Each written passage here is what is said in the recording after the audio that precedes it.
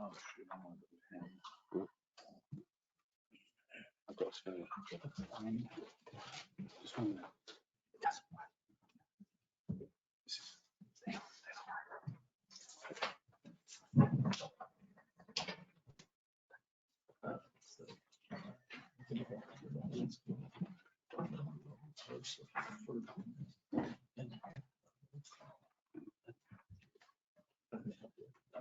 This is organization meeting.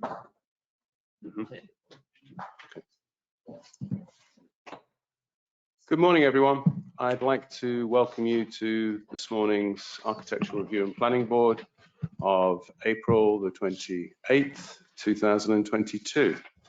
And with that, I'd like to have a roll. I'd like to ask Renee to do a roll call, please. Mr. Roach? Here. Ms. Smith? Here. Mr. Canfield? Here. Mr. Doherty? Here. Vice Chairman Murphy? Here. I'd like to note that Town Clerk Taylor, Town Manager Dunham, and Assistant Town Attorney Nazaro are also present. Okay, and I'd also like to acknowledge that Mandy's here as our alternate member. Yes. Greg, can I hand over to you, please? Yes, sir. Thank you, Mr. Vice Chairman. This is, of course, our April meeting, and per our codes, each April is the annual organization of ARPB, and you'll notice that that's on the agenda today.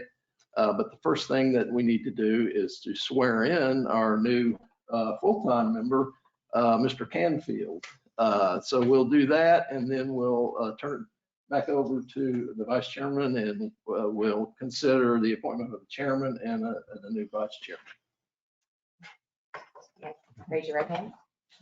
I do solemnly swear I do solemnly swear that I will support, protect, and defend that I will support, protect, and defend the Constitution and government of the United States the Constitution and the government of the United States and of the state of Florida, and of the state of Florida, that I am duly qualified that I am duly qualified to hold office to hold office under the Constitution of the state, under the Constitution of the state, and that I will well and faithfully perform the duties and that I will well and faithfully perform the duties of a member of the Architectural Review and Planning Board, of a member of the Architectural Review and Planning Board, on which I'm about to enter, on which I'm about to enter, so help me God. so help me God.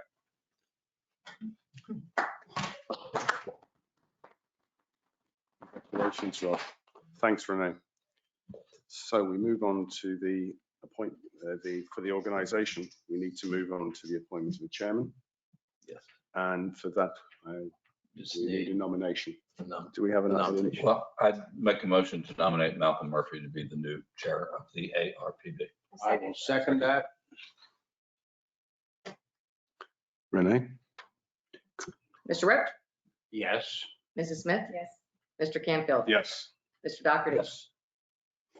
It's going to be silly if I... Vice Chair. Mr. Murphy? Yes, well, yes. Thanks, Renee. And the next appointment is for the position of vice chair. And again, do we have any nominations? I would nominate Bob Doherty for that position. Seconded. Renee? Mr. Roach? Yes. Mrs. Smith? Yes. Mr. Canfield? Yes. Mr. Doherty? Yes. Chairman Murphy? Yes. Thanks, Renee. Thanks, Bob. So now we move on to, I hope you all had a chance to read the minutes of the meeting of 3/24/22. Are there any amendments, adjustments, or comments before we put it to a motion for approval? In that case, could I request a motion, please? I'll make a motion to approve the minutes. Second. Mr. Roach? Yes. Mrs. Smith? Yes. Mr. Canfield? Yes. Mr. Doherty? Yes. Chairman Murphy? Yes. Are there any withdrawals, deferrals, or adjustments to the agenda items presented to us today? Thank you. You can see the dates for the next meetings. Are there any absences that we know about? I won't be here. I don't think I'll be here either. Okay. June for me might be an issue, but I can't confirm that yet, but I am here for May. Thank you. So now we move on to the public hearing. Declaration of ex parte communication. Yes, I've spoken with Mrs. Murphy concerning the fire pit at 30 Conference School. I have as well. Okay, thank you. In that case, Renee, please could you administer the oaths to anyone who would wish to speak today in this public meeting? Can I say before I swear you in that if you are speaking, you have to come up to this microphone so it can be on the record, none up here, right? I swear to tell the truth, the whole truth, nothing but the truth, so help me God. Thanks, Renee. And so we move to item 1 on our agenda, the application submitted by Ryan Swilly as agent for the Gulfstream Golf Club. And before Mr. Swilly, come on up. I just wanted to point out at your seat this morning, we handed out the ordinance that created the idea that a RO plant would be a special exception on items like golf courses. Mhm. Just to remind you. Okay, thank you. Okay, good morning, everyone. I want to try to be brief because I know that this isn't the first time that you all have seen this, but the reason I'm here today is the golf club, after learning of some soil conditions that were less than ideal, we've been essentially forced to relocate a few of the items in the maintenance facility. The first of those is the storage tank, which you can see hopefully on the documents in front of you and on the screen there. That storage tank was a little bit more to the west whenever we originally designed the layout, and we've been forced on soil condition due to muck to shift that tank to the east in order to find a more ideal soil condition due to the excessive weight of storing that amount of water overhead. So that was the main reason for shifting that tank. The tank itself has decreased in size slightly since we last presented it to you. It was a 600,000 gallon tank. It's now a 500,000 gallon tank, which has allowed us to narrow the tank some in its width and shorten the height some. So that tank will fit in that location, and we're able to also, once we start construction on that tank, which you'll see in the elevations in just a moment, which maybe I'll just scroll to, which would be more useful. The image that's on your screen now is from Gulfview Drive, looking to the south, essentially into the maintenance facility. The building that is in front of you, I'll just walk over here, maybe you can hear me. This is a pre-existing maintenance facility that is there. This is representative of the Lucia hedge that's along Gulfview Drive that's already existing. Forgive us for, these are the trees that were available in the rendering software. We don't have a spruce tree that I know of, but we do have some tall trees in that location. And this as well is an existing maintenance facility. The tank behind it is to scale what you would see once it's erected kind of through the view from Gulfview Drive, which is mostly eclipsed by the existing maintenance facility. In addition to that, which is behind here, which I'll get to, is the demolition and reconstruction of the new building, which was also relocated, that will house the RO system and pumps, which will be totally eclipsed and not in view behind the existing maintenance building. Sure. I've been out on the site and looking at where the relocation is going to be, and then looking at the site plan. I seem to remember that the west side of the tank you might be able to see that through that, where the gate opening is now, you might be able to see a portion of that, and it doesn't look like that's shown up there. Yes, so Covered with if you, Lucia. from this view, obviously this is a straight on view, not apparent from there, but from Polo Drive, which is what you're referring to, looking back to the, towards the south from Polo Drive. One of the fortunate things that we have going for us is the elevation of the existing maintenance facility is quite a bit higher than Polo Drive. So you're kind of looking up a hill, which aids the view shed from that area. So as you're looking up the hill towards the existing building, that's helping us eclipse some of that height. One of the things that we're looking for, if I can get this to scroll down here, let's see. So this is representative of what you're showing. So this does show that that tank sticks out the end of the building there. Mhm. Right.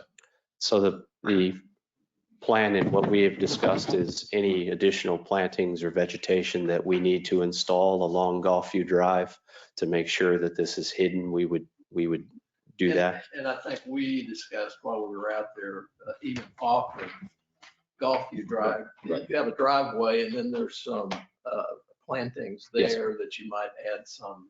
Absolutely. So one of the things that has happened more recently, thanks to the power lines, which we're as thrilled as anyone to see those come down. There's a large sea hibiscus that is near that gate that was overgrown, but we weren't able to trim it for a number of years because the power wires were grown into the tree.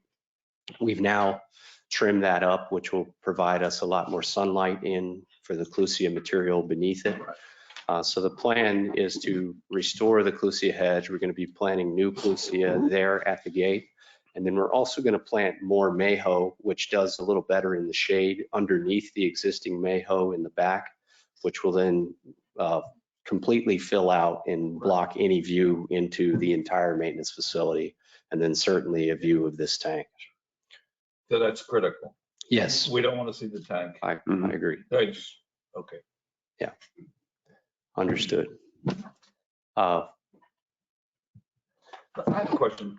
I'm looking at these plans. I see we're having a metal roof colored dark green. Yes, sir. What's our view on metal roofs in the town of Gulfstream? Does the existing maintenance facility have a standing seam? Is it a They don't standing- allow metal roofs. Is it a standing seam metal roof? Yes, sir. So the newer building that is on the, and it's not pictured here, but two of the facilities that were approved by the town, the one in the back that's existing today that is going to be knocked down and rebuilt, has a dark green standing seam metal roof. That's coming down? Yes, sir. Okay. In addition to that, there is a new building that was built in 2015 that was approved by the town. That's a dark green standing seam metal roof. It's in keeping with the theme of the maintenance facility. So the new structures would all be concrete, stucco, painted dark green, and the roofs would be keeping with what's there existing today. So that one was approved in 2015? Yes, sir. I'm only bringing it up because it's a question for me. Mhm. And I understand it's an existing use, but I mean, that's all true to our single family Mhm. districts, but this is the outdoor recreational district. So Yep. the prohibition that's contained in the single family district descriptions, which is your north, south, west, places Doesn't in apply. Illinois, does prohibit metal roofs, but there's no prohibition in the outdoor recreational. okay, very good. Thanks, Trey. Are there any more questions? Were there any comments from neighbours, people in close by? No? Okay. In that case, I would like to call for a motion which also takes into account the point raised about additional plantings required to cover the tank.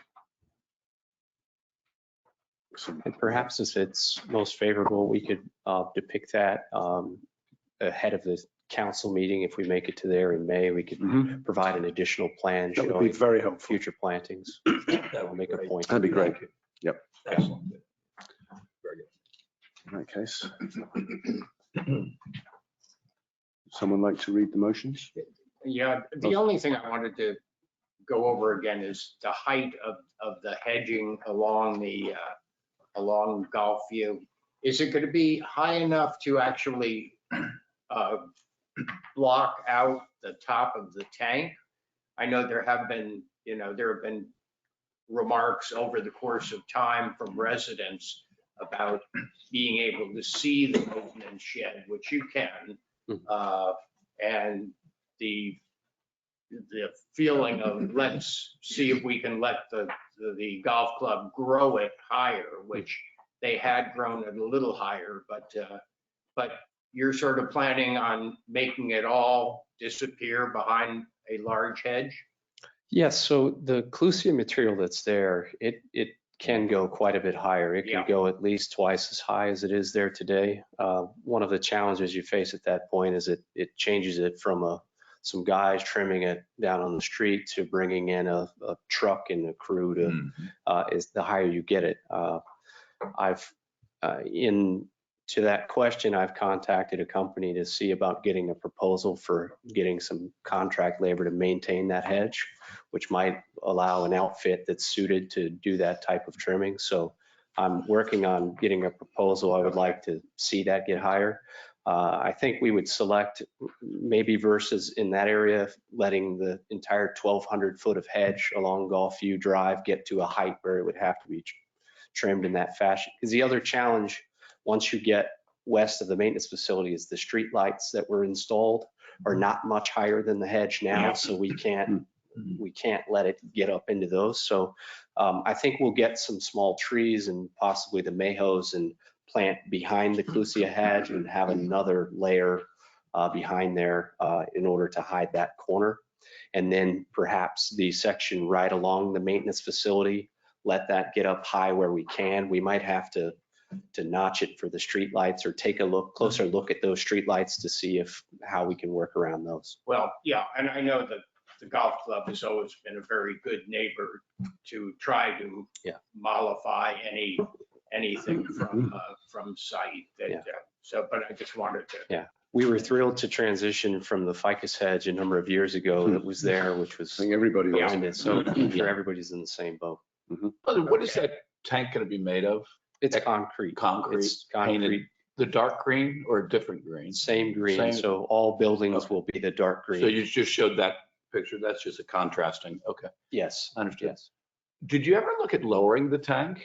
So the tank is going to be, and it may be adjusted some in the field. We're hoping to be able to inset it. Right. So the engineers for the tank have said that we can vary it up to 6 feet on the walls.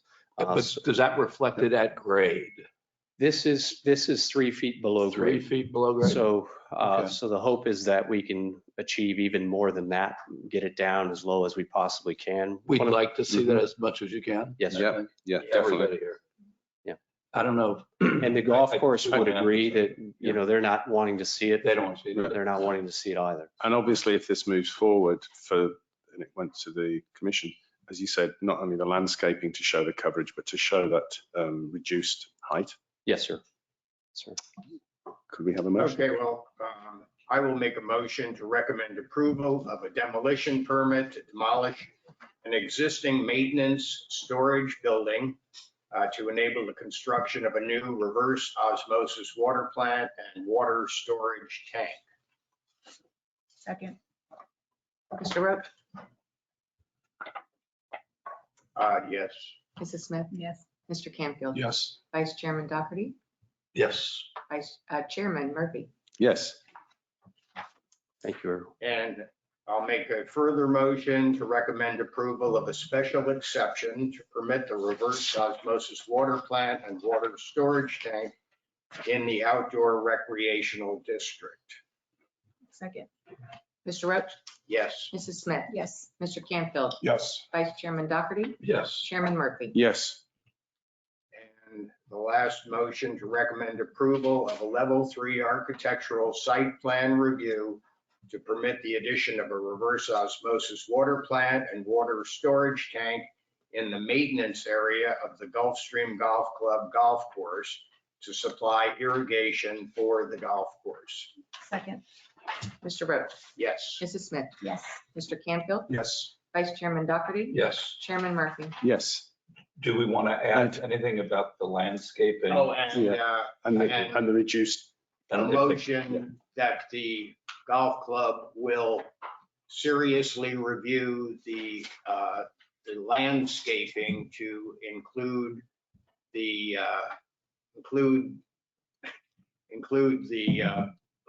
blocking of the storage tank and the reverse osmosis plant to the best of their ability. Second. Mr. Roach, Yes. Mrs. Smith, Yes. Mr. Canfield, Yes. Vice Chairman Doherty. Yes. Chairman Murphy. Yes. Thank you for your time, you all. And now we move on to the second item on our agenda, the application submitted by Mark Julian Holmes as agent for Alex and Francesca Lewis.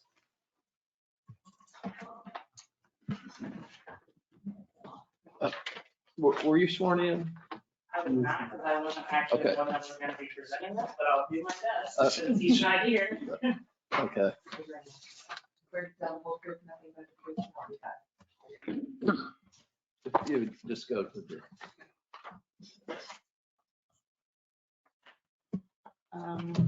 Okay. So in all honesty, guys, I wasn't the one that was supposed to do this. The landscape architect is running slightly behind. Okay. I can do the best I can. Unfortunately, I don't have any of his documents to put up on the screen for you guys. Yeah, can we, in that case, let's be fair on this, let's change the. It proves that wishing wells work, okay? Let's change the order of the items, have it on note, and we will hopefully, just head to the variance. yeah. Let's go to the next item, which is item 3. And that's the application submitted by Blue Water Co. Gulfstream LLC.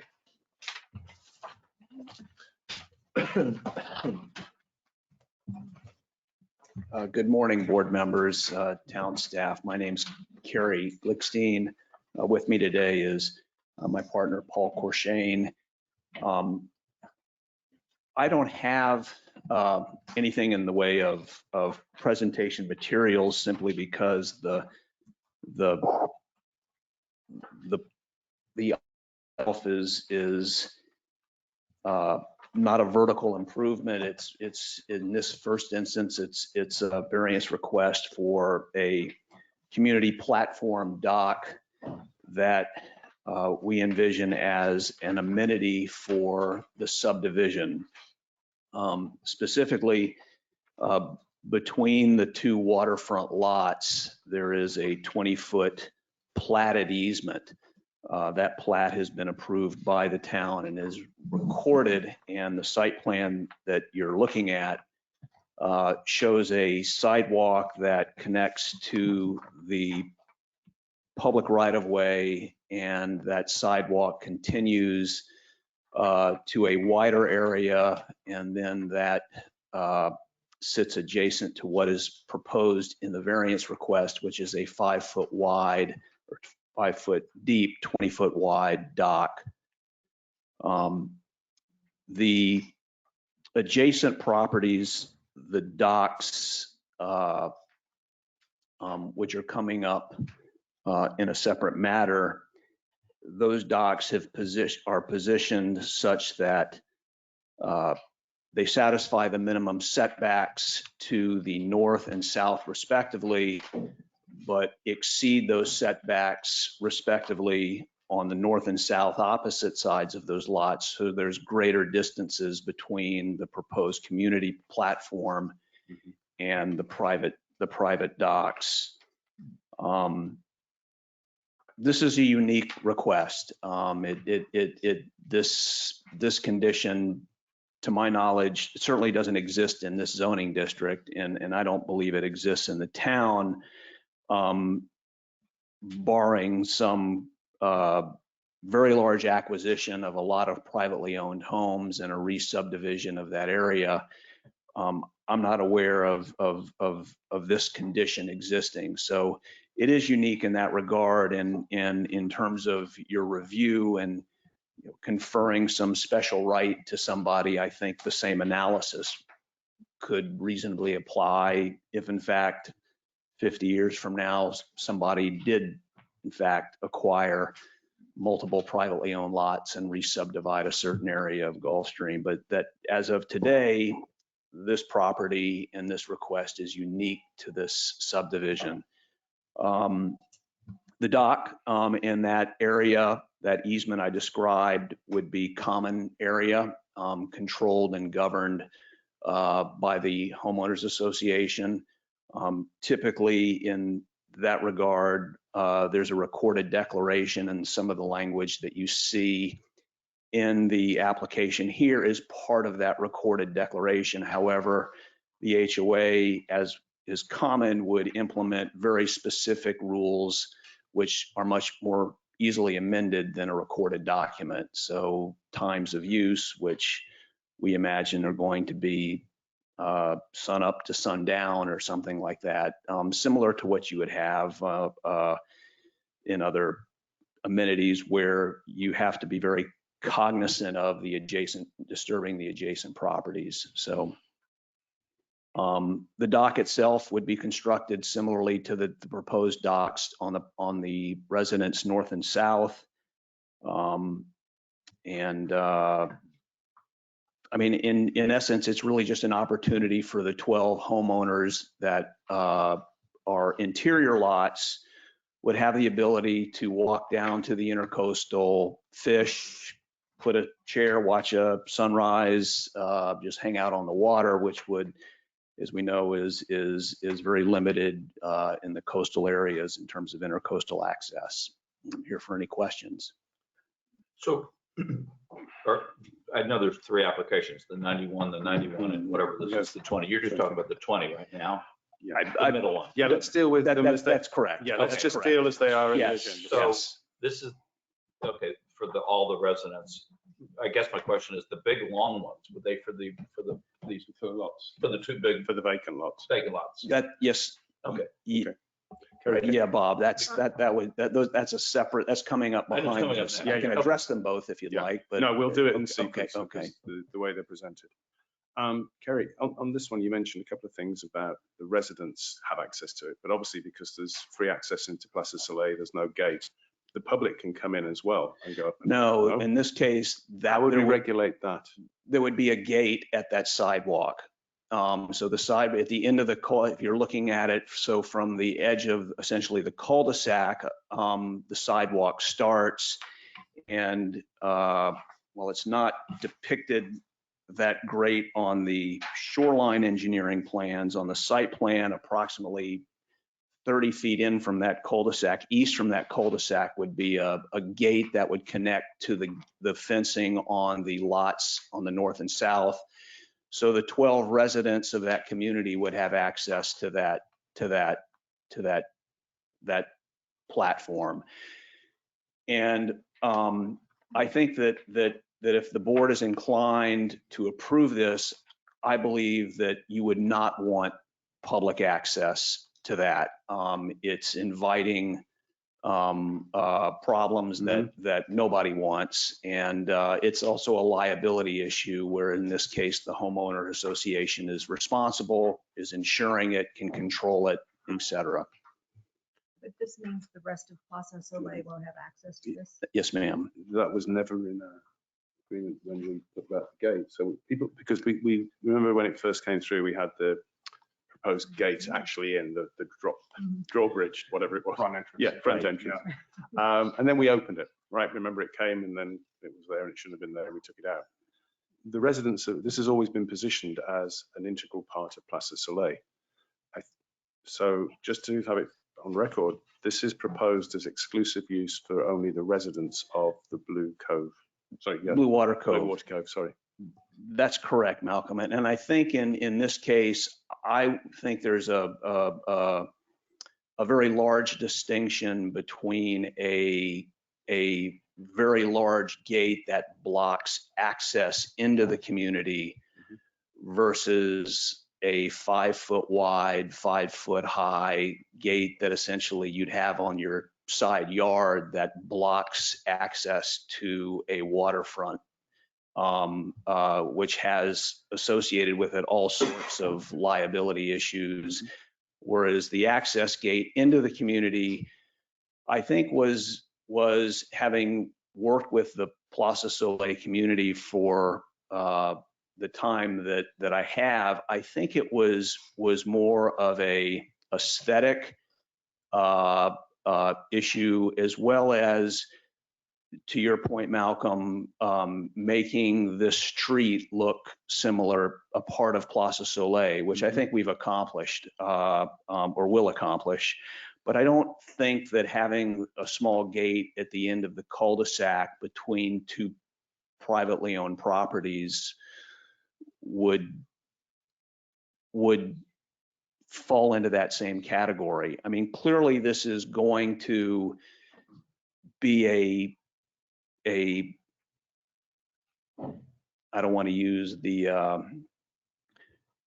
we can call it part of Plaza Soleil, and it is in fact, because it is a public right of way, but these are brand new homes in a 50, 60-year-old community. So there are going to be distinguishing factors, everything from architecture to just a new road. It's not going to look the same as Plaza Soleil, and I don't think having the gate would be really that much of a distinguishing characteristics, other than, in fact, the people that purchase homes in there would have access to the intercoastal, whereas there's nobody in Gulfstream that would enjoy that same privilege that has an interior lot, to my knowledge, that unless it's public property. In Plaza Soleil, I don't see how this meets the criteria which it has to meet. You know, I read through the various different 8 points criteria, and I just don't see how any of these meet that criteria, or many of the criteria within that within those 8 points.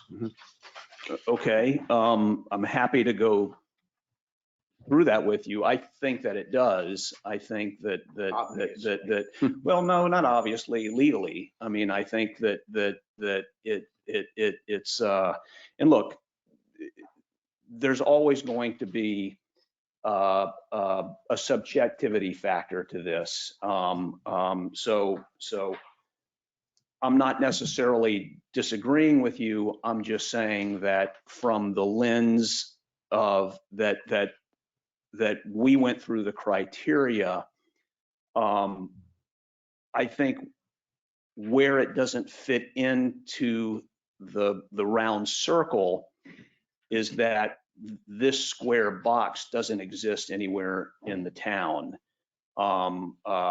So the board may decide we don't want this, but I don't think it's because we can't satisfy the criteria. And I think the explanation that's attached to the application went through those items, although there was one error on my part, and I'm happy to go through those point by point. I'd like you to do that. Okay, yes, please. I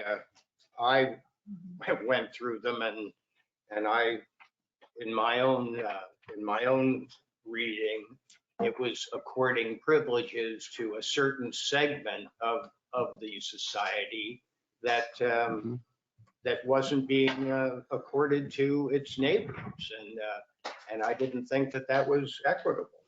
Well, I think that the operable legal portion of that is that it's conferring a privilege on somebody that would not also enjoy that same privilege if the same condition exists.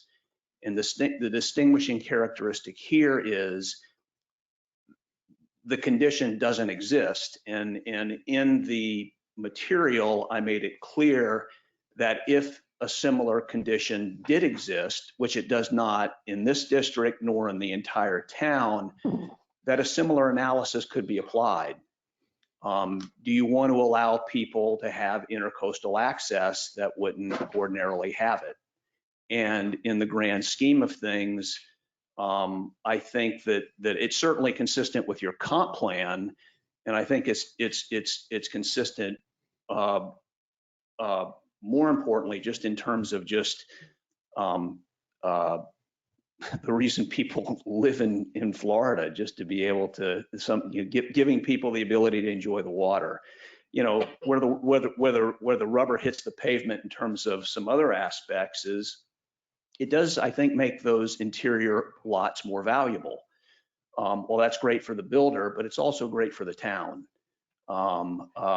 And all of this is being done at our cost. And again, I don't believe it's conferring a special benefit on us, no more than it would confer on any other applicant that had similar conditions where they were. For example, Curtis, if somebody in Plaza Soleil were to buy up all of the single family homes on a particular road and re-subdivide that entire street and say, I'm going to create an easement between the two adjacent waterfront lots because I want to give the people on that street the ability to see the intercoastal. I see that as a positive thing.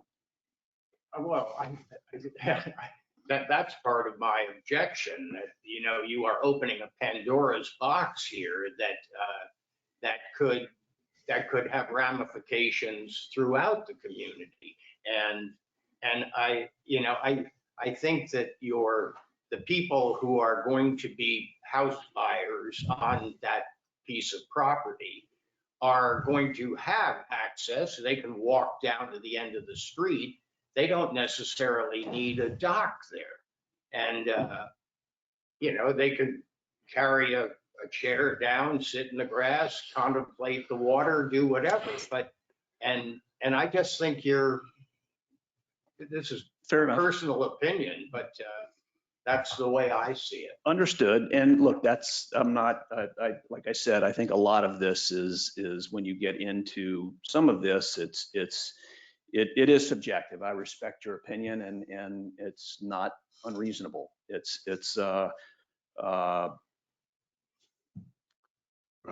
So you will be constructing a seawall, obviously, correct? There's a bulkhead going across that entire, I believe it's Concrete. 280 feet, whatever the town would meet. Of course, it meets all the engineering and local, state. I mean, that we've been in the permitting process of that with state and federal agencies. I think my kids will have grandchildren by the time I get finished with that, but there will be a new bulkhead and new docks going all the way across that, at least on the two privately owned properties. That's the next application you have.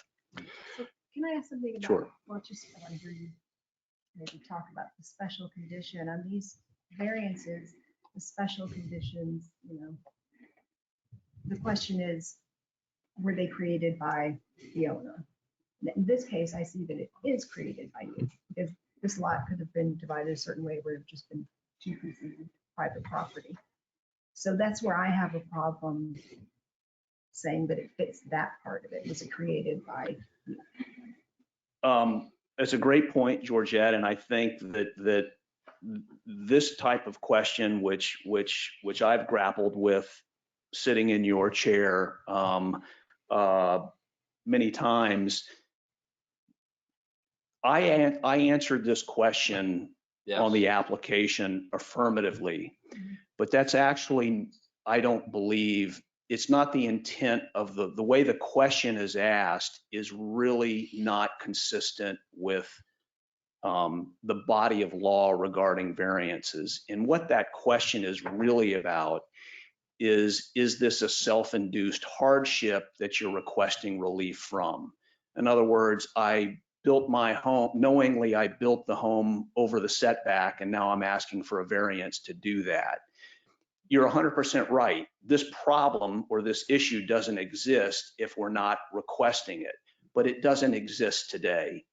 It doesn't exist without your approval and the commission's approval. Is in contrast to a self-imposed hardship that I'm asking for relief. Now, yes, that's a bit of a technical difference, but I answered it the way I did because the question, frankly, is just the way it's written is it's a bit vague. So I didn't want to answer it no, and then why'd you answer it no? So I'm glad you brought it up because I wanted to be able to explain that. So yes, this request is not here unless we're subdividing the property the way we are, but it doesn't exist today in the form of a deviation from your code, an omission, or a self, we just ignored something and now we're asking for help. So there is a distinction. Yeah, I mean, it's building on what Georgette said. Point 2 is always the biggest issue we have to address. Well, many times we've addressed. The special conditions and circumstances do not result from the actions of the applicant. And as you say, if you hadn't been making this application, this wouldn't be requested. I know that's stating the obvious, but it's a very clear point in that. And the other point is, in the application, it says a construction of a community walkway and waterfront platform. Harry, can you just explain the community walkway? And as we said, it's not for the community of Place au Soleil, you see it. Sure, let me take the first point, kind of piggybacking on Ms. Smith's comment that the reason that question is vague the way it's written is that you would never have a variance request. I mean, there's no such thing as a variance request unless you're asking for something to do. Mm-hmm. I think the way that the body of law and I think the intent of this question, at least from how I've grappled with it, is, did you buy a home that it's sitting a foot over the setback, or did you build something that didn't comply with the rule, something that was affirmatively done? It exists today, and you're seeking relief from that. Whether I did it, the prior owner did it, in this case, nothing exists, and would suggest to you that you would never have a variance if somebody couldn't apply and say, look, this is different from what your code allows. We'd like to do this, but we need a variance to do it. There's a distinction there. Yeah, it's just that section 2 doesn't make any reference to application. It says the conditions and the circumstances. We're not going to rewrite your code. I understand exactly what you're saying about the application, but this clearly states that the context, the conditions that someone inherited are not the result of your choice, of the applicant's choice. Subtle difference there, but there is an important distinction. Mm. Now to your second request, Malcolm, you asked, that's semantics. It's a sidewalk. Mm-hmm. It's a platted. It is dedicated to the HOA. It is not public. It's not a public easement. It's not a public right of way. So. Right. So in previous discussions we've had about the whole project, and we know, fantastic, it's coming to Place au Soleil.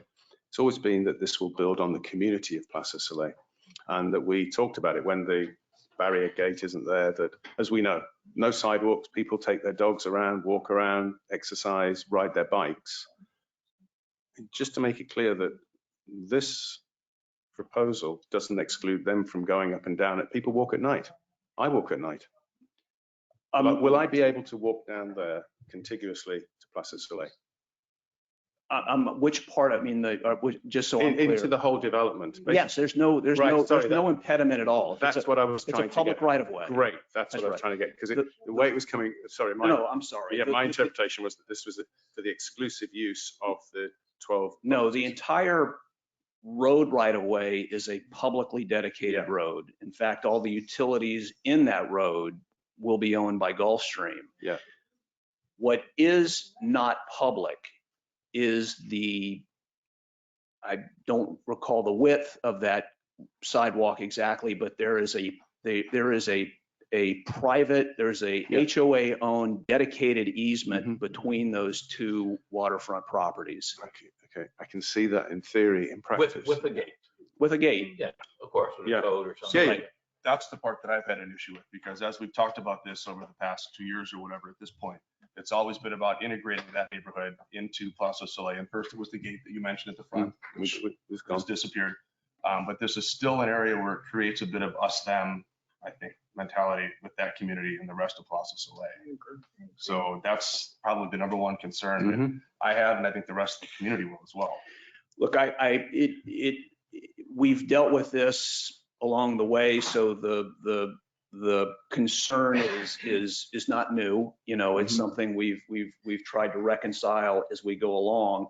I guess my point to that is, where do you draw the line? You know, between How about at the us. front gate? What's that? How about right at the front gate? Yeah. Once you come into off Federal, we always said that once you're in there, it's a seamless development. Basically, it's Plaza Soleil. Right. Yes. Yeah.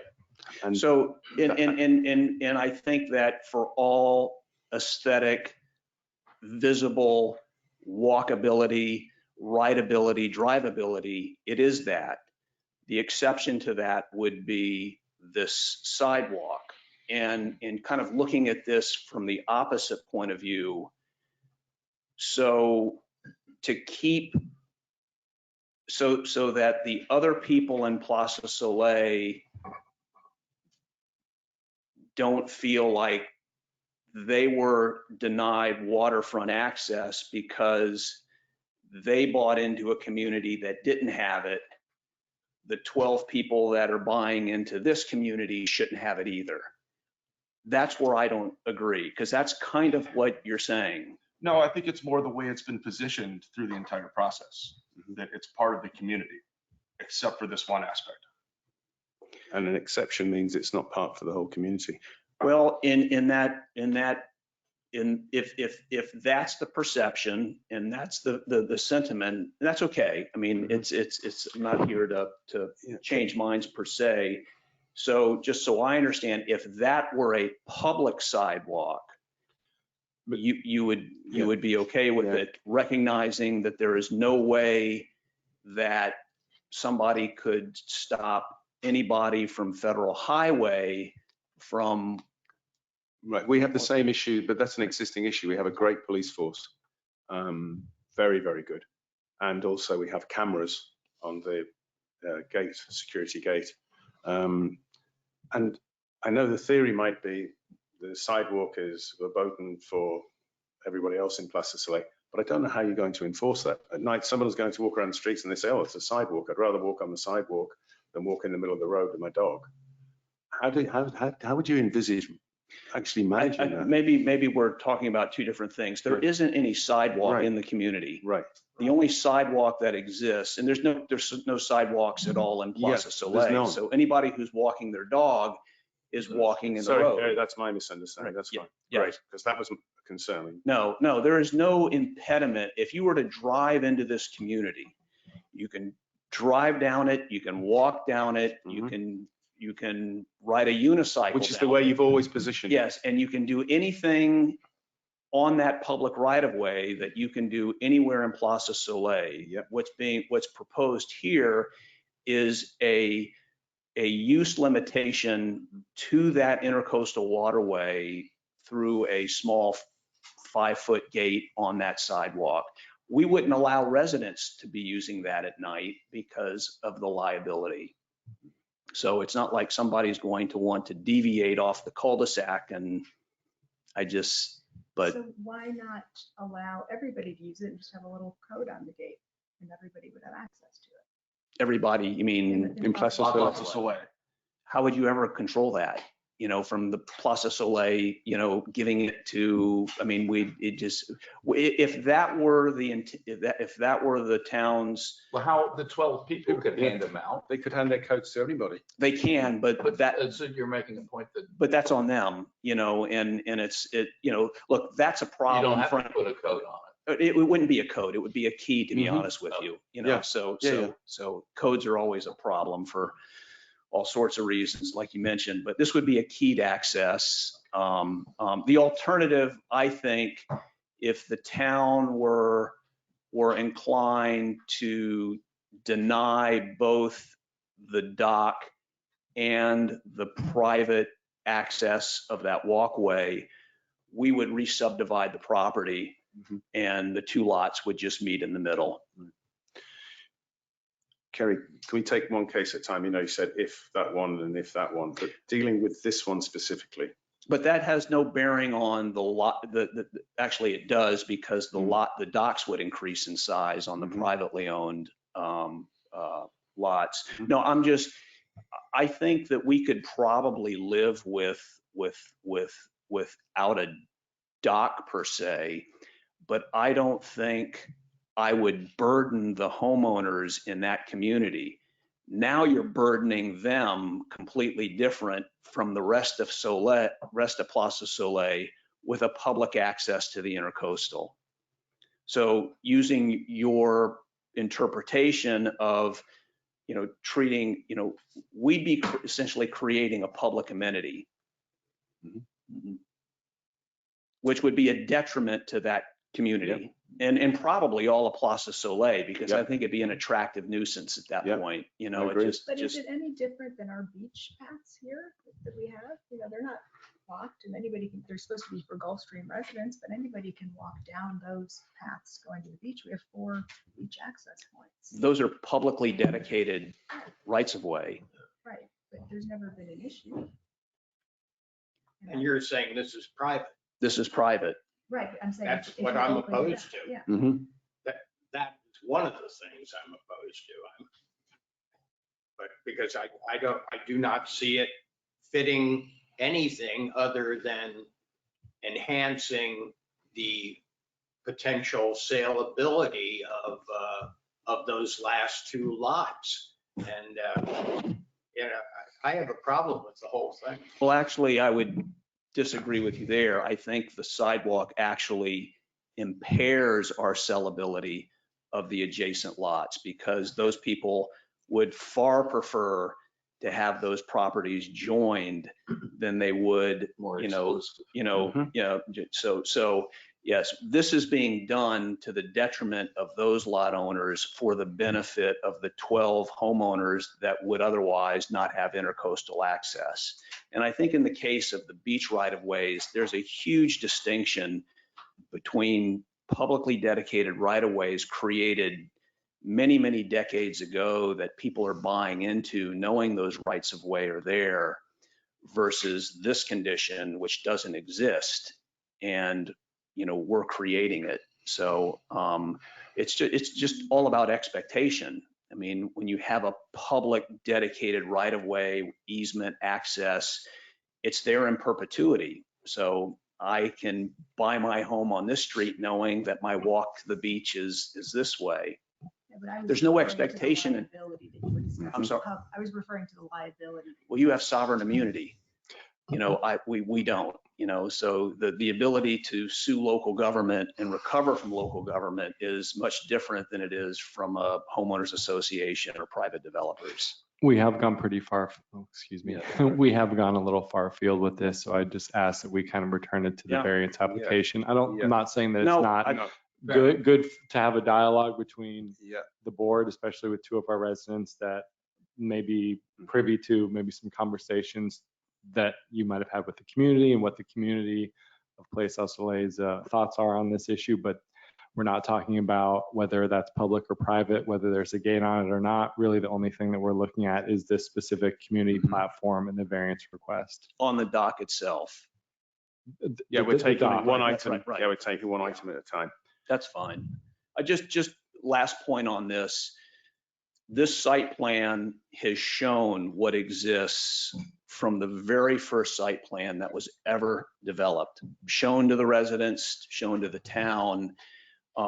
There is no change today from what was depicted from day one, and there is no change in what I have represented to those residents that the plan was from day one. So this was always going to be what it's represented today. So, and I'll just end with, I have never heard anybody object to that specific condition. We did have objections to the gated community, the big gate that but there has never been any comment or objection to this specific issue. But Right, and so the community platform, which is the small doc that we're talking about right now, has been on all of the plans that Mr. Glickstein submitted through the beginning of this iteration of what was eventually approved. Staff always knew that that would require variance, and we didn't want to get into the weeds of, oh, well, remove that because we're looking at this big addition to the community. We didn't want to get bogged down in the minutia. That's right. And I think that the town was always understood that that would not be the town's obligation for that to be open due to maybe people wandering in and then using it and then it becoming, like Mr. Glickstein said, an attractive nuisance. So what eventually happens with that, we're certainly happy to talk offline and at some future meetings about whether there's a gate and what becomes of it, and with our residents and maybe the HOA representatives over there. So I'm glad we're having this dialogue, but again, let's now move into the variance criteria. So we have a number of criteria that we need to review as part of this application. If you're going to make a recommendation to approve to the town commission, you would just make that recommendation to approve. If you're making a recommendation to deny, I would ask that you identify at least one or a few criteria that you believe are not met, that Mr. Glickstein could then go before the town commission and maybe focus on those that you felt were lacking with this particular application. So again, the variance criteria, I believe, are listed in the manager staff report, and they're also contained in section 66-154, and those are the 8 criteria. Thanks, Trey, for the guidance. With that, I think we've exhausted our questions and discussions, as we said. So we need a motion. And if, as Trey said, that motion has to be either a denial, an approval, and if I understand it, if it's an approval, we make a recommendation of any point that when it goes to the commission, that has to be addressed fully. Right. So Further, sorry. So if it's an approval, it would just be an approval sort of indicating that all of the variance criteria have been met. If it's a denial, you would have to indicate which points you feel were not met. So the special conditions and circumstances do not result from the actions of the applicant. That's number 2 of section 66-154. So if you felt like that wasn't met, you would indicate that in your motion. So you can have I don't know if we need any public comment at this point. And then we could close that. We could have discussion between the ARPB and what criteria you think may be or maybe met or not met. And then we can have that motion. Does anyone want to step into this one for the motion?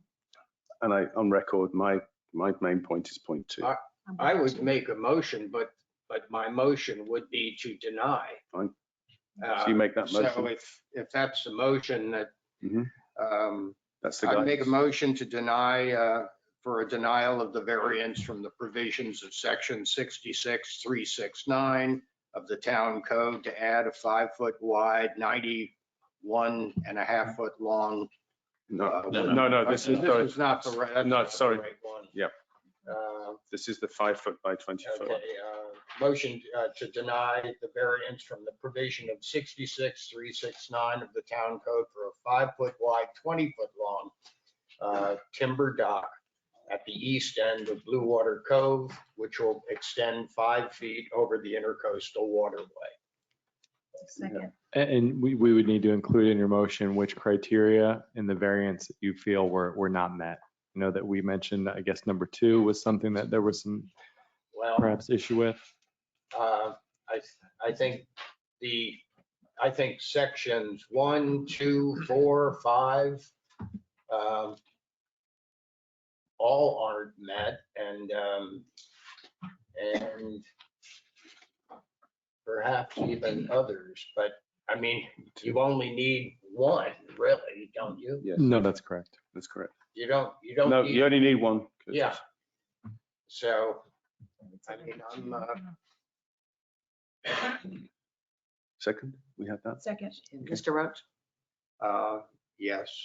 Mrs. Smith, yes. Mr. Campbell, Yes. Vice Chairman Doherty, Yes. Chairman Murphy. Yes. And so, Gary, if you want to stay there for the next ones. Sure. We are going straight into item 4. Well, let me just so I'm point of record. First of all, Trey's characterization was 100% accurate. That while this plan had been submitted from day one, we always knew this day would come. There was never any acquiescence or approval or, we like this from any of town staff. So I just want that to be clear. In terms of this specific item, Trey, just procedurally, this was both a variance request for the dock, but there was also a demolition, a level 3 architectural for, I think, the sidewalk. Yes. Is that?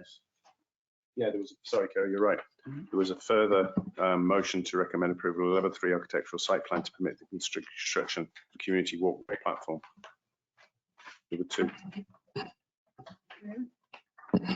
So in this case, it's just the sidewalk from the east end of the cul-de-sac to the property line, which would be the seawall, the west side of the seawall. There are 2 motions potential on our docks, Yeah. And you only made one. and we only made 1. I don't see. Yeah, I've got it.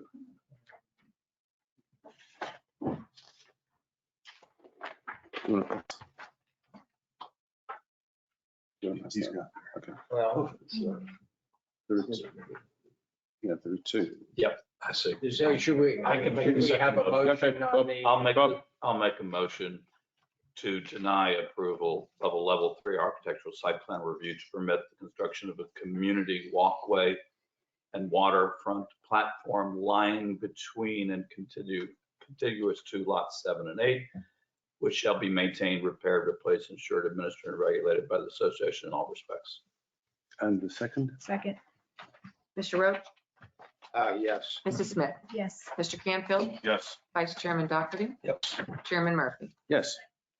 So now we will go on to item 4 on the agenda, which relates to this, just for clarification for everybody. This is their applications adjacent, to the vacant properties. Okay, that's what we're looking at. Right. Okay. Yep. 7 and 8. Okay. Okay, all right. So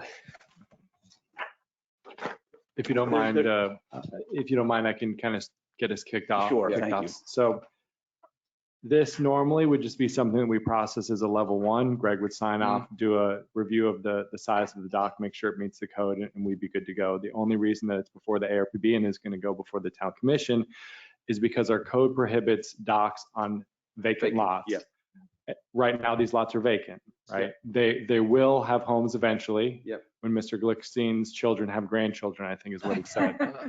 So there will be homes on these lots and they will be for the use of those homeowners. It's just that our code, because of the timing of this, requires a variance. So that's the reason why we're it was very here clear. for these 2 It items. was very clear in the briefing notes as well that was the clear reason for it, because basically the timeline of which came first, chicken or egg. well, it's yes, and that's correct, Malcolm. In this case, the distinguishing characteristic is your zoning, your code of ordinances doesn't allow a dock on a vacant lot.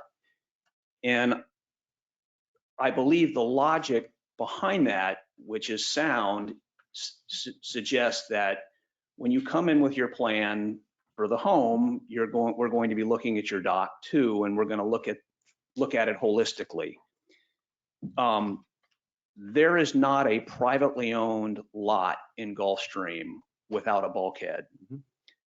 The distinguishing characteristic here is not only do we not have a bulkhead, we don't even have the lots. They don't exist until the bulkhead can be constructed. There has been so much erosion into the uplands because of no bulkhead that if you were to stand on the south property line and look to the far north and see that alignment, you know, there would be a very large scalloped area which is full of exotics, et cetera.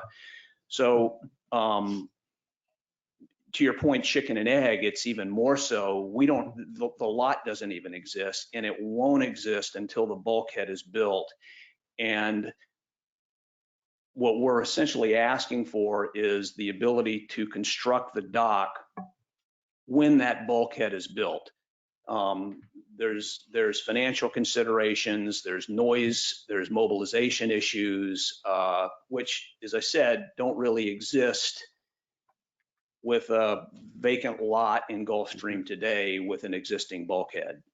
So there is a distinguishing characteristic there. No, that's very clear that Yeah. it's absolutely I straightforward. think We've got we're it. continuing with pretty much the same discussion, and you know, I don't see. On this, yeah. I might disagree with that. Yes. Yeah, okay, because I think if it's taken per se, per code, it shouldn't be built because there's nothing there.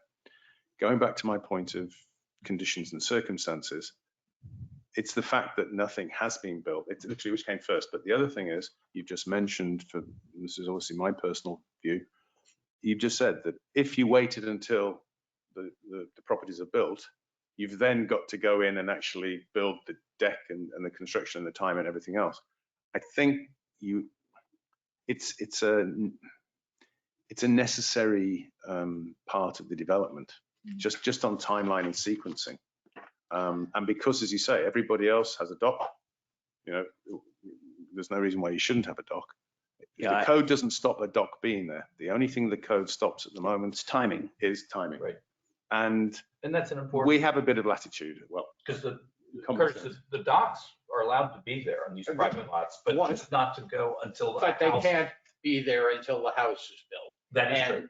But he can go ahead and build a Seawall. bulkhead, Yeah, a seawall. And when the house is built, Sure. you know, they want to then add a dock, that is their perfect privilege. But So the variance request is just to be, in essence, to be able to save some time, money, energy, I guess. And noise. Noise, because you're doing this when you have no homes, essentially, right? And it's across the waterfront too. I mean, Right. you know, the noise from the pilings it's not, nobody likes to hear that. So it's mobile for the wall for the dock. For the dock. Right. So we would be, you're essentially, it's one mobilization. Yeah. You're confining that noise and all that comes with it to One chunk of time, one time. as opposed to two cycles. and I know we're talking about in sequence 4, but the next application on the other vacant lot, they'd be done simultaneously.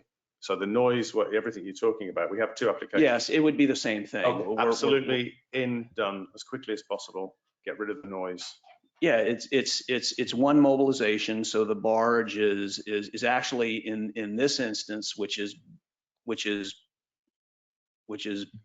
better for everybody. They can construct everything from the uplands as it exists today. Once the bulkhead is built, then you've got a barge that's doing the pilings for the dock many months later. Now, all of it can be done from the uplands in one mobilization. I just, again,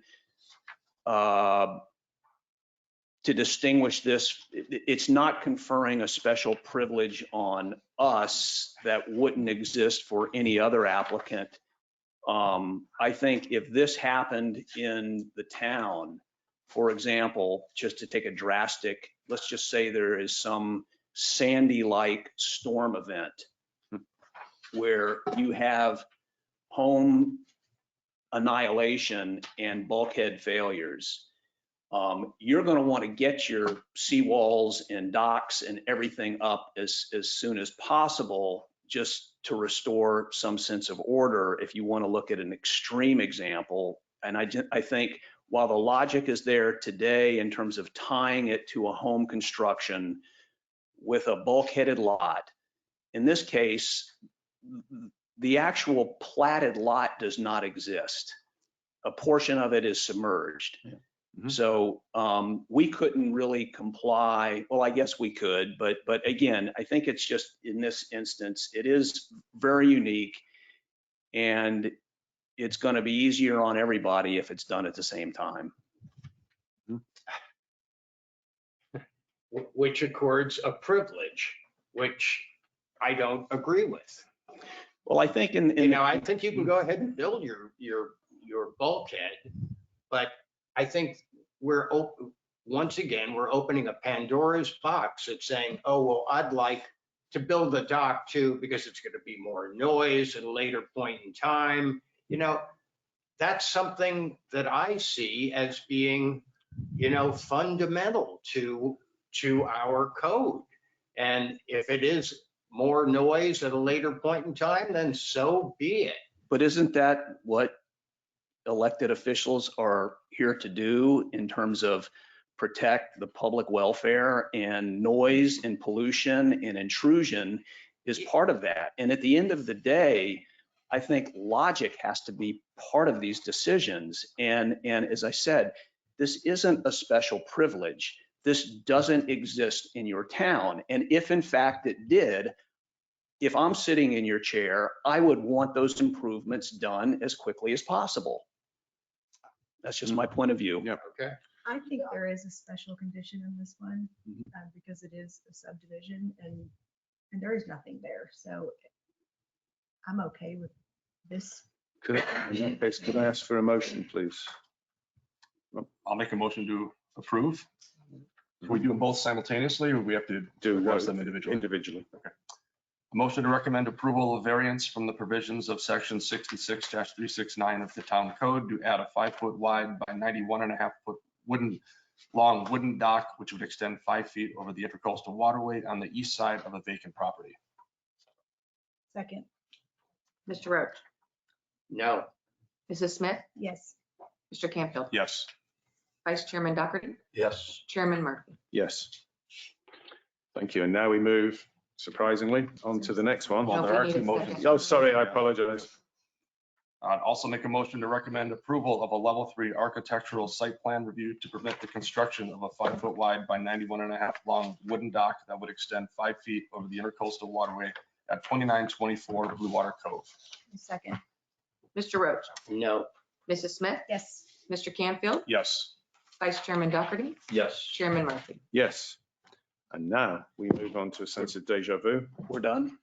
Well, we know because we only did for the item 4. One more. We've had the discussion. Oh, We've God, basically, that's we've right. done one That's lot. right. We've Okay. done one vacant lot. I'm There are 2 applications. Let me make one comment. I did say the 2924, we did this in reverse. 2923 would be the next one, just then we address that. Yep.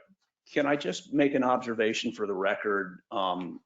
We can deal with this internally, Trey, but if in fact the decision is made not to pursue the community platform sidewalk with the commission, that is going to increase the frontage of each of those waterfront lots by 10 feet respectively, Right. which would allow the docks on each of those lots to increase 70% of that 10 feet. Sure. So we can get the, So to the extent that the town commission makes that approval, we can also put on their stipulation that in the event that the community platform isn't it would pursued. be, we could, it- as long it as would- it's code compliant. Cor- Okay, right. Sure. Yes, sir.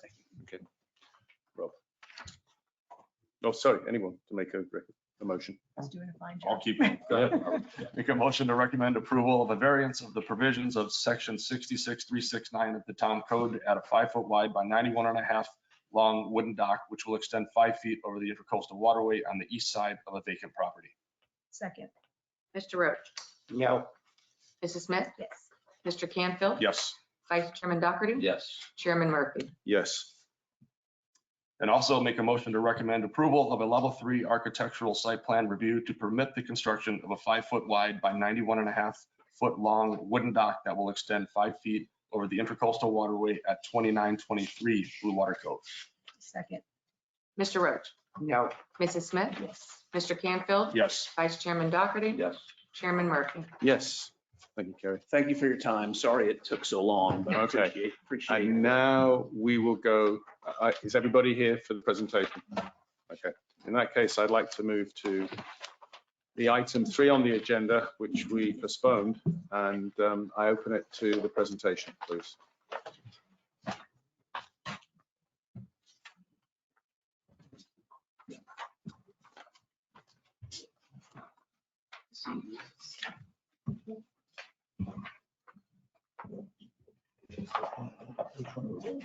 Number 3.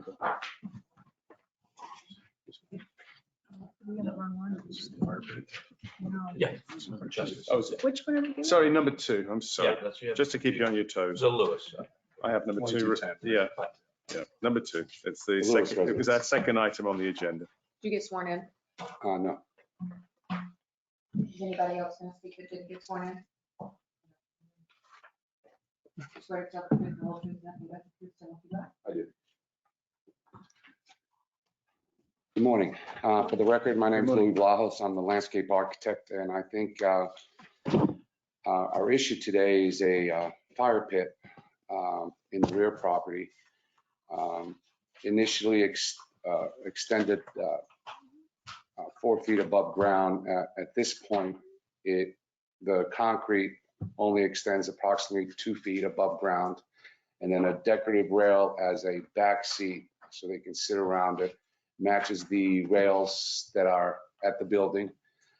Also, we have a slope of 12 inches going up to it. So basically, the only part of the concrete elevated wall that will be visible is, well, not visible, would be 12 inches. And then there's also foundation planting that's going to be 2 feet above that. So basically, the only thing that we're going to see is approximately 12 to 14 inches of the decorative rail.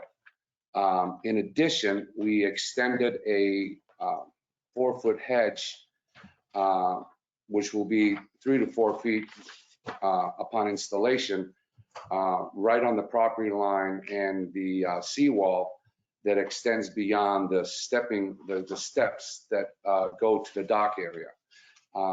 We feel by doing that this fire pit area will be fully screened and not only not visible, but also would be more intact with the existing or proposed elevation of the pool area. That said, Is there any graphical representation of what it would look like in terms of elevations? did we submit something? Yeah, no, I've got them. I just wondered for the public. But okay, I have a we've got question. them. So you say there's 2 feet of masonry? Is that Correct. So when I was looking at it from across the water, to me, the rendering and the pictures I took were totally different. This looks like a lot more than 2 feet. And then a railing of 2 feet. Looks like it would take it halfway up this door right here. So I kind of don't understand how it's going to be covered. It's very imposing from the other side of the water. Can I look at that picture just so I can show you a little bit? Okay, see so how what clear- he's saying is where the pool deck is right here. Mhm. So this property is actually coming up because per the civil plans and the drainage that's required to maintain our own water, the elevation of the landscape actually continues through here. This is roughly 2.5 feet. So it's 2.5 feet here. Yes. And then another 2 feet of rail. The railing is what he's advising is going to be exposed. And also, we're going to have foundation planting going all the way around it, which would be about 24 to 30 inches. Yeah, it seems to me like it would still be a very visible raised hardscape that, Also, in addition, if you look at our plans, that's said, we're also having that 4-foot hedge that's right on the bulkhead on the seawall, so it won't be visible. from the water or across the waterway. Why does it have to be raised? It doesn't quite fit with anything in the neighborhood, in the town. It was a design feature, so it says fire pit, just so that we're all clear, you guys, it's a fire table that's going on there. It's a sitting area for the homeowner, so it raised up you take the 3 steps up to it, and then it's just a raised sitting area for them to seat on the water. Can I ask a question? Yeah, Bob. I'm reading the note here. Is this true? The original fire pit approved by the town, designed as an in-ground structure, constructed at the same level as the dock. The applicant revised the design of the fire pit to be in an above-ground structure. The applicant did not notify nor submit drawings of the revision to the town. The revised fire pit has already been constructed. So the base of the revised fire pit structure. Hold on, what's been the base? The base for the table. Okay. The base area where they're sitting on, and the railing is what goes on top of that base What is structure. I haven't seen that. That's a picture. This is very helpful. Okay. And Bob, there's gonna be a 2-foot railing on top of it. There's a railing that goes on top of that mimics the railing that's going across the balcony on the second floor. Okay, so just this, okay. Well, Due to Yeah. That's a lot of Yeah. That's in violation. I take it out. Yeah, I mean, It shouldn't be raised. It shouldn't be. it's a case of doing it and asking for forgiveness afterwards, really. That's, I mean, I can apologize on our end. We had Yeah. somebody else who previously worked for us who we were unaware that it got submitted to you yeah, guys. and just as an added, This has also been something that Mark has done in the past with other projects. There was a project up on the beach where there was supposed to be an interior stairway and he made an exterior stairway that, you know, I don't know. I can't do Yeah. that job. I apologize. I perhaps can't Mark speak should have for been here that. to address something like that. But, you know, my yeah. idea. And on is top, this yeah, should be- we're in agreement because on top of that, we always ask, what's the feedback from the neighbors, you know, the community? And we've had, people have taken considerable time to formally submit their concerns, objections. On record, I have 4 letters here. I do too. So is my understanding that you guys want it removed, but if the homeowner so chooses, they still want a sitting area, it can be at the same height as the pool deck? That's what was. Yeah, well, We need to see the landscaping plan. yeah, I think what we do is, as a I'll make a motion. A recommendation, yes, Bob, you know. I'll where make a to go. motion to deny a level 2 architectural site plan to permit an elevated 120-foot fire pit, an accessory structure surrounded by landscape on all sides. And if they wish to come back and, this landscaping is a big issue. Can we put in there that we request landscaping? Because that is a We concern. were approved landscape. Yeah, I know, the town has the right to look at it. Can you just please make sure that landscaping that's been approved? We always do that. Good, okay. In that case, Bob, we'll go with what you've got. That's actually one of the last things we Yeah, do okay. before they get it. That's great, because that's a point raised in all 4 letters. Thanks. The point, if you haven't seen the letters, is that a lot of the neighbors are concerned there's way too much hardscape and not enough landscape. Now, they haven't seen the landscape plans, but the concern is a lot of landscaping, and the whole elevated thing was a complete disaster, and you need to let the general contractor know. And the town is very upset about it, or at least this person is very upset. And I completely, I will say on the general contractor side, you Yeah. guys, we apologize for that. You'll talk to the, That person's no longer with us. Mhm. And I work for Mark Julian, that person's no longer with us, Okay. and due to parts in this reason. I can speak for us that we do apologize on that end, or we Well, weren't trying thank to sneak anything by any means or anything like Right. that, and we do apologize. Okay, thank you. so I made a motion. to- Anyone second that? Second, I'll second that. Mr. Roach, Yes. Mrs. Smith, yes. Mr. Canfield. Yes. Vice Chairman Doherty, Yes. Chairman Murphy. Yes. Thank you. Thank you guys. And now we move on to the last item, the last application on our agenda. Item 6, the amended and delinquent application originally submitted by Tara Edelson for our property in Plaza Soleil, 920. Indigo Point. Okay.